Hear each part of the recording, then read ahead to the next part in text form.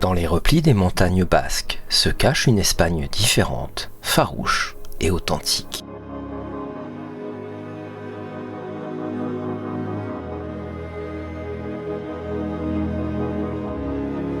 De Valladolid, nous mettons le cap vers le nord pour explorer 3 joyaux singuliers.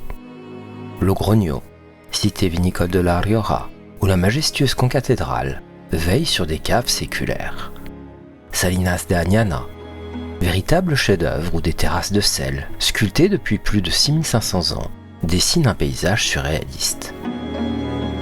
Et Vitoria, capitale historique qui nous plonge dans un dédale de ruelles médiévales préservées.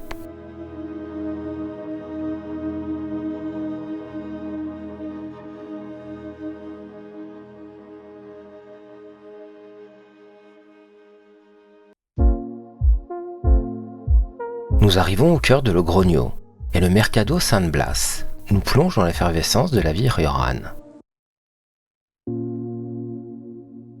Sous sa structure de fer et de verre, une symphonie de couleurs et d'odeurs nous enveloppe. Les étals débordent de produits locaux.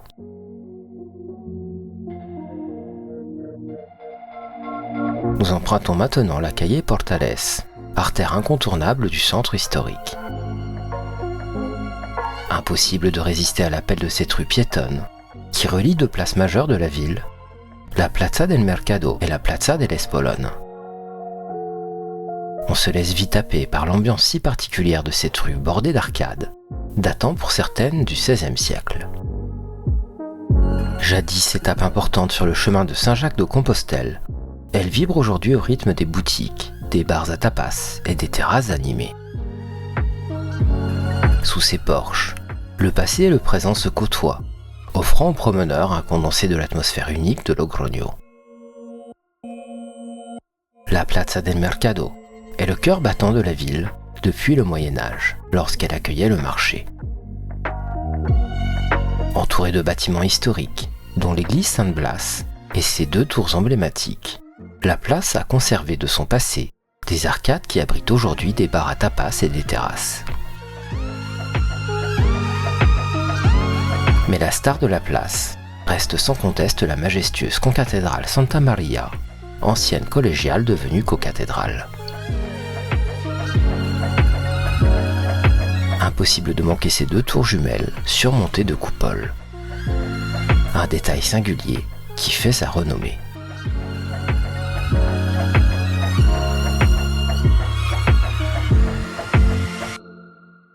On quitte ce témoin majestueux du passé pour rejoindre un autre édifice religieux d'exception, l'église Saint-Bartholomé. Construite entre les XIIe et XIIIe siècles, c'est l'une des plus anciennes de la ville. Sa façade romane aux arcs brisés et à l'oculus central témoigne de sa longue histoire. Après cette parenthèse spirituelle, direction un haut lieu de pouvoir civil, l'hôtel de ville de Logroño. On quitte le centre historique pour rejoindre un lieu emblématique de la ville moderne, la Glorieta del Dr. Zubia. Cette vaste place circulaire est dédiée au Dr Zubia, éminent médecin et botaniste logrognais du XIXe siècle. En son centre trône le monument à sa mémoire, entouré d'un agréable espace vert. Elle est bordée par l'Instituto de Educación Secundaria Sagasta, imposant bâtiment néo-renaissance abritant l'un des plus anciens lycées de la ville. Un haut lieu du savoir qui a formé des générations de Logrognais.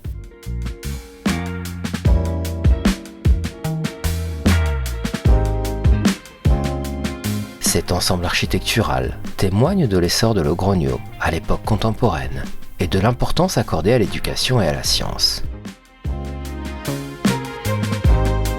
On traverse maintenant le Parque del Carmen pour découvrir les vestiges des anciens remparts de la ville.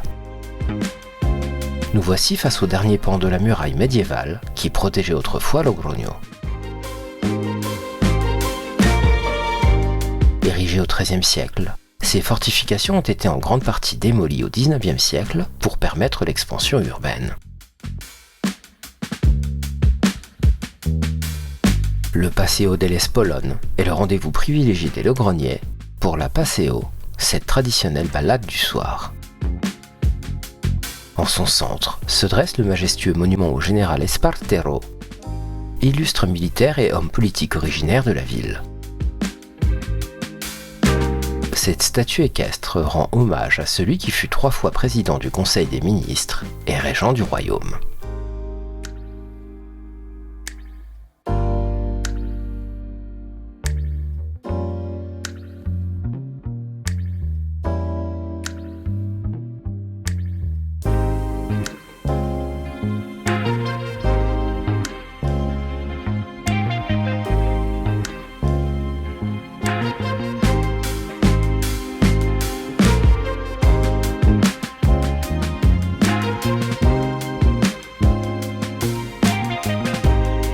Nous quittons maintenant Logroño pour découvrir l'un des trésors les plus précieux de l'Álaba, les salines d'Añana.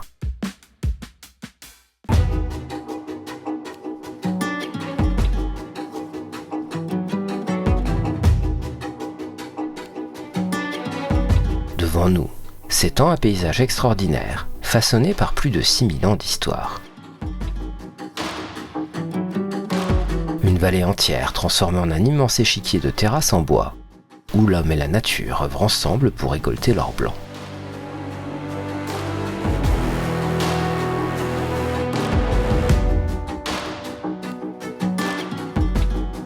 Ces eaux qui jaillissent des profondeurs portent en elles un secret vieux de 200 millions d'années.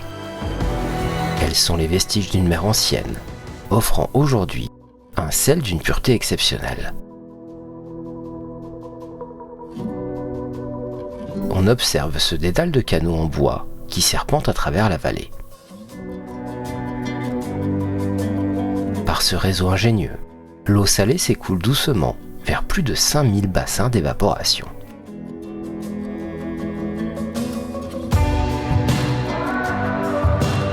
Là, sous les rayons du soleil, la nature accomplit son œuvre. L'eau s'évapore, laissant apparaître de précieux cristaux de sel. Dans ce trésor suspendu, entre ciel et terre, les gestes des sauniers perpétuent un savoir-faire millénaire, où leurs mains expertes récoltent délicatement la fine croûte cristalline, comme l'ont fait des générations avant eux.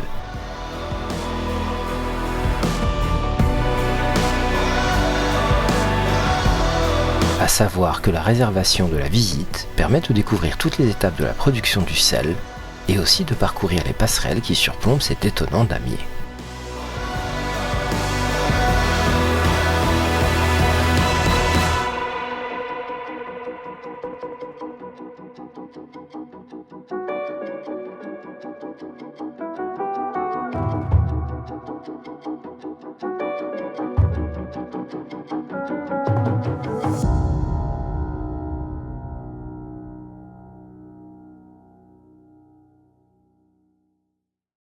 Nous quittons les salines d'Añana, laissant derrière nous ces terrasses blanches millénaires, pour rejoindre Vitoria, capitale de l'Álaba. Notre première étape nous mène au paisible jardin de l'évêque Fernández de Pierrola, où une surprenante rencontre nous attend. Là, au pied de la majestueuse cathédrale, une fontaine inhabituelle attire notre regard. El Cocodrilo de la cathédrale. Une statue de crocodile semble monter la garde, créant un contraste ludique avec la solennité du lieu. En levant les yeux, nous découvrons alors la silhouette imposante de la cathédrale Nueva qui domine le quartier. Cette cathédrale néo-gothique nous raconte une histoire de persévérance qui s'étend sur plus d'un demi-siècle. C'est ici même en 1907 que le roi Alphonse XIII posa la première pierre de ce qui allait devenir l'une des plus imposantes cathédrales d'Espagne. Seule celle de Séville la surpasse en taille. Ses dimensions nous impressionnent. 118 mètres de long, 62 mètres de large. Un géant de pierre capable d'accueillir jusqu'à 1200 fidèles. La construction, interrompue par la Première Guerre mondiale, puis par la guerre civile espagnole, ne s'acheva qu'en 1973. Cette longue gestation se révèle dans ses matériaux. La partie basse arbore des pierres nobles, extraites des carrières basques et navarraises, tandis que les parties supérieures témoignent de l'évolution des techniques avec l'utilisation du béton et de la pierre artificielle.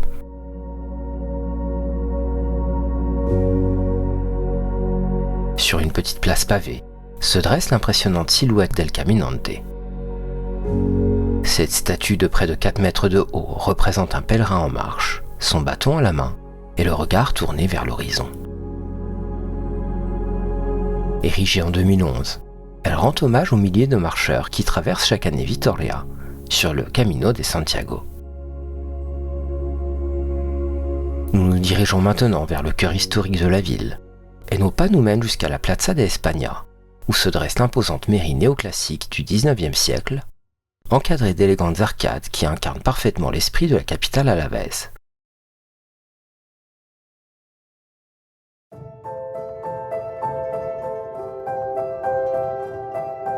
Les arcades qui encadrent la place abritent aujourd'hui des cafés et des commerces, et c'est ici que nous faisons une pause bien méritée.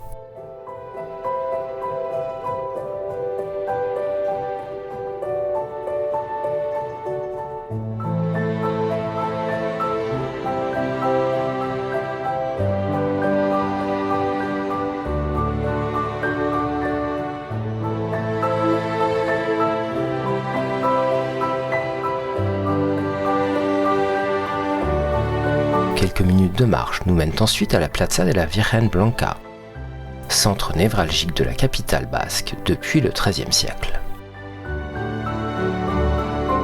Au sud-est se dresse une création originale, une sculpture vivante formée de 2 espèces végétales qui écrit Vitoria Gasteiz avec un point d'exclamation. Mesurant 7 mètres de long et 3 mètres de haut, cette œuvre éphémère est devenue un symbole permanent depuis que la ville a été nommée capitale verte européenne en 2012. Le regard est immédiatement attiré par l'imposant cénotaphe central qui raconte une page cruciale de l'histoire, la bataille du 21 juin 1813 qui libéra les provinces basques du joug napoléonien. Le monument de Gabriel Borras s'élève en 3 temps. À sa base, des sculptures grandeur nature montrent le général à la barre et les habitants accueillant les vainqueurs, tandis que les Français battent en retraite. Plus haut, coulé dans le bronze, le duc de Wellington mène la charge qui forcera l'armée napoléonienne à fuir vers Pampelune, puis au-delà des Pyrénées. Cette victoire décisive qui coûta la vie à plus de 5000 soldats alliés est couronnée par une figure ailée brandissant un rameau d'olivier et le drapeau espagnol. Dominant la place au nord, l'église San Miguel, plus ancien temple de la ville bâti en 1181, abrite entre ses arches majestueuses la Virgen Blanca, patronne de la cité. À l'intérieur, le retable baroque de Gregorio Fernández, fruit de 8 années de travail entre 1624 et 1632, témoigne de la richesse artistique du lieu, aujourd'hui reconnu bien d'intérêt culturel. Nous gagnons la Plaza del Machete, connue d'abord comme la Plaza de los Bueyes, en raison de son marché aux bovins. Elle fut rebaptisée Plaza del Machete en 1806. Son nom évoque une tradition singulière. Les gouvernants de la ville devaient autrefois prêter serment devant une machette placée dans une niche de l'église San Miguel, sous peine de mort s'ils ne respectaient pas les lois. Créée en 1787, cette place servait initialement de trait d'union entre la ville médiévale fortifiée et les nouveaux quartiers en contrebas.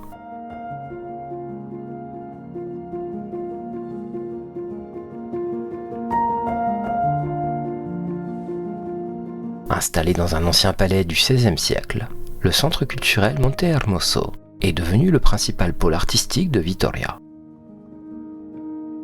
Entièrement rénové dans un style contemporain, il abrite espaces d'exposition, salles de spectacle et de conférences, ainsi qu'une vaste bibliothèque. Sa programmation éclectique fait la part belle à la création basque, des arts plastiques au spectacle vivant, en passant par le cinéma ou la littérature. Un véritable carrefour culturel ouvert à tous les publics. Le bâtiment lui-même vaut le détour, avec sa façade Renaissance aux élégantes arcades et son patio central aménagé en agora.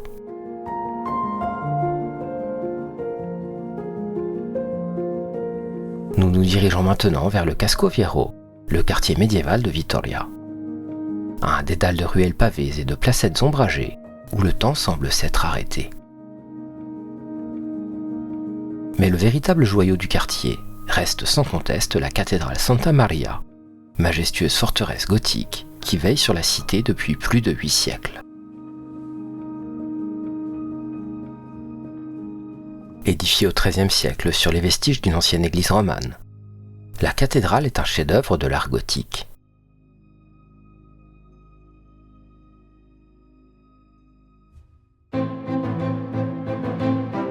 Avec ses puissants contreforts et ses tours massives, elle s'apparente plus à un château qu'à un sanctuaire.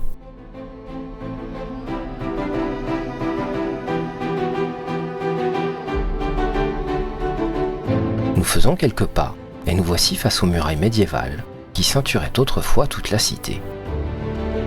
Érigées au XIIIe siècle, elles ont été en grande partie démolies à la fin du XIXe pour permettre l'expansion urbaine. Il en subsiste néanmoins de beaux tronçons, comme ici. Ces hauts murs de calcaire, ponctués de tours, nous plongent dans l'atmosphère de la Vitoria fortifiée.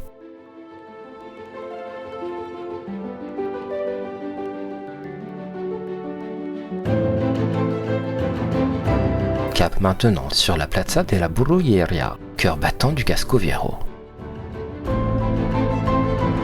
Sur la place, le temps se superpose en strates visuelles fascinantes. Les façades des maisons traditionnelles basques, certaines datant du XVe siècle, s'élancent sur 3 à 4 étages, témoins de l'architecture médiévale. Mais leurs murs centenaires sont aujourd'hui devenus le support d'une expression plus contemporaine. Des tags colorés viennent dialoguer avec la pierre ancienne, créant un contraste saisissant entre passé et présent.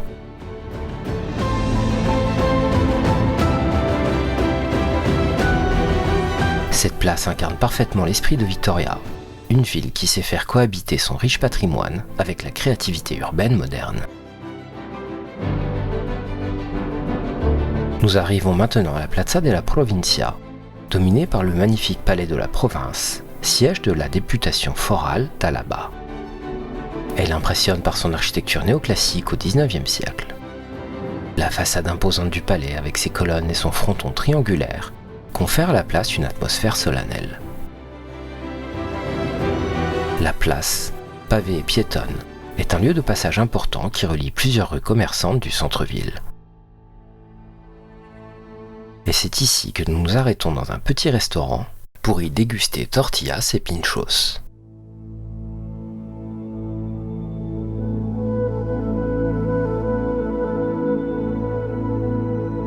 Notre journée touche à sa fin. De Logroño à Vitoria, en passant par les salines d'Agnana, nous avons parcouru des territoires aux 1000 facettes, où l'histoire et les traditions se conjuguent au présent. À Logroño, nous avons vibré au rythme de la vieille ville, entre tapas et monuments, savourant l'art de vivre riojano. Les salines d'Agnana nous ont offert un spectacle unique, témoin d'un savoir-faire millénaire. Un paysage lunaire où la patience de l'homme transforme l'eau en cristaux blancs, perpétuant une tradition ancestrale. Un lieu hors du temps où la nature et le labeur s'unissent avec harmonie.